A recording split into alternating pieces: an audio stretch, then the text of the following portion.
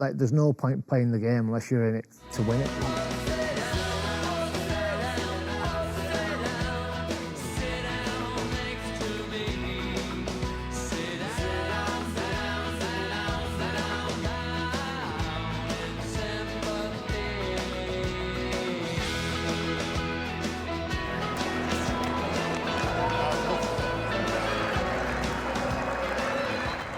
Hello and welcome to the latest edition of Sit Down with Saints, the magazine programme which brings you all the news and views and star interviews from the club on a monthly basis. And we've got a very special guest joining us today, more of that in just a moment. But also on this edition, we'll be throwing the spotlight on the Saints women's team, who've just had their media day and started the defence of their Challenge Cup, which of course we all hope will end up in Wembley Stadium in a couple of months. And also, we'll be going behind the scenes of Saints' big win, and it was a big win, wasn't it, over Wakefield, coming back after the disappointment of losing that Challenge Cup quarter-final. Well, that's all to come, but our special guest today has been there and done it and won it.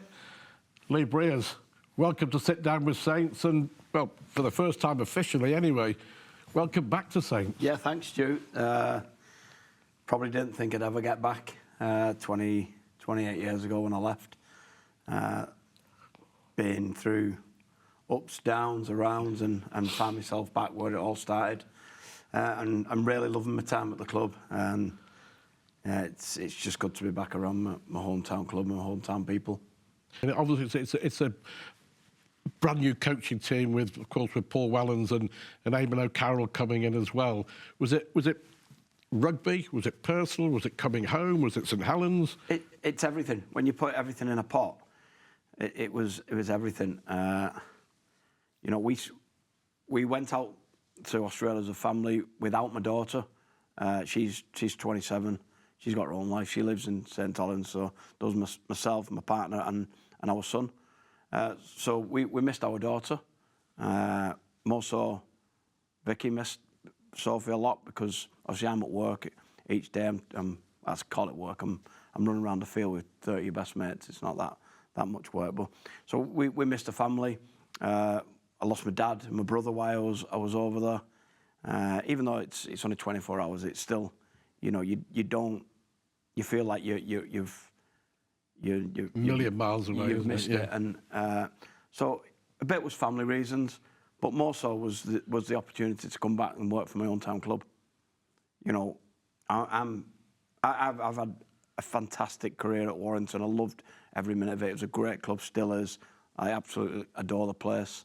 And then moved to Wigan, which it seems strange me saying, but it was one of my best 12 months I've ever had. Obviously, coming back. You know, I think the main reason is the challenge. The challenge for me is to make sure that, you know, St.Helens would get back to where they should be. Going all the way back to the mid-90s and Saints getting back to Wembley and you guiding Saints to Wembley and then being dropped for the final. I mean, that you should have played. Bobby Goulding should have been on the bench. That was my opinion. It wasn't the opinion of the coach. That must have been one of the worst experiences of your life, with it being the hometown club as well. You know what? And it's strange because people think that I left the club because I wasn't going to play in a Challenge Cup final. I didn't. I knew that I was never going to play in a Challenge Cup final, never playing on the bench. As soon as Bobby Goulding come back, I accepted that he was going to play. He was the best scrum half in the country. He was the captain of the club, and he was a massive mentor for me. I was just really chuffed that I'd been able to play in those games leading up to it. So I wasn't disappointed that I wasn't going to play in a Challenge Cup final. I was actually disappointed that I wasn't going to go down to the Wembley with the team on the Thursday. That was more disappointing than playing because I understood where I was as a player back, you know, then, and I knew that if we had a fully fit squad, that I wasn't going to be in that squad. I was fine with that. getting Saints back to winning trophies. It's not going to be easy. We know in rugby league and in lots of sports there are dynasties, there are eras, and they don't last forever. And Saints are in the middle of a gradual rebuild. You know, so the instant success isn't guaranteed, is it? It's not. But if you look at the Super League competition, 30 years it's been going. Yep. There's been 2 past the post and there's been 28 grand final wins. Saints have won 14 out of them, 50%. So I wasn't great at maths at school, but it tells me if I'm here long enough that we're going to win a Super League title.